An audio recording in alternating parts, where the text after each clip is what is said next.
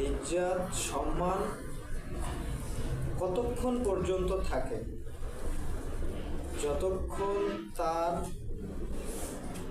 দেহের ভিতরে রূহ থাকে। একটা মানুষের দেহ থেকে যখন রূহটা আলাদা হয়ে যায়, পৃথক হয়ে যায়, তখন আর সেই মানুষটার কোনো কি থাকে না, দাম থাকে না।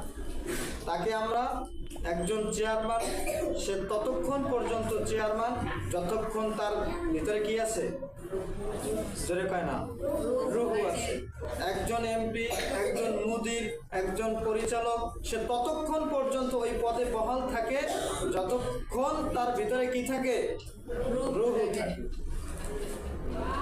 একজন মানুষের এই রূহটা কি, ওয়াসআলুনাকা আনির রূহ। আল্লাহ বলছে যে নবী আপনাকে কাফেরেরা প্রশ্ন করবে রূহ সম্পর্কে। কুলির রূহু মিন আমরি রব্বি, আপনি বলে দিন রূহ এটা এমন একটা জিনিস, এটা কেবলমাত্র আল্লাহর একটি আদেশ। আদেশ হয়েছে, দিলের ভিতরে আসছে, জিসমের ভিতরে বহন থাকে। যখন আল্লাহর আদেশ এসে যাবে এই রূহটা চলে যাবে। একজন মানুষের ভিতর যখন রূহ থাকবে না, তখন এই মানুষটাকে আমরা কি বলি, লাশ। কি বলি, লাশ। এই লাশ শব্দের অর্থ হলো লাশাই। লাশাই অর্থ কোনো কিছুই না।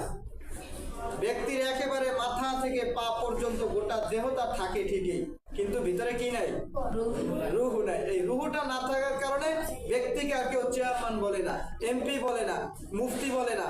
ব্যক্তির তখন নাম আরেকটা নতুন এসে যায়, কি নাম, লাশ। সে যতবারই ধনাঢ্য ব্যক্তি হোক না কেন, লাশ কখন গোসল দেবে, লাশের জানাজা কখন হবে, কখন দাফন করবে, যত বড় আলা সে ব্যক্তি হোক না কেন, তার নাম কি দেয়, লাশ। এই জন্য এই রূহটা ব্যক্তির ভিতরে যতক্ষণ পর্যন্ত থাকবে, যতক্ষণ পর্যন্ত মানুষের ভিতরে রূহ থাকে, ততক্ষণ পর্যন্ত একটা মানুষের ইজ্জত সম্মান থাকে। রূহ না থাকলে মানুষ কেউ তাকে দাম দিবে না, কারণ সে তখন হয়ে যায় কি, লাশ। লাশাই, লাশ অর্থ কি, লাশাই, কিছুই না। কথা বুঝতে পারছে? এই রূহ যতদিন থাকবে ততদিন এই রূহেরও একটি খোরাক আছে। এগুলো নিয়ে আমরা সামনে আলোকপাত করবো ইনশাআল্লাহ। আজকে এ পর্যন্তই। ওমা তৌফিকি ইল্লা বিল্লাহ।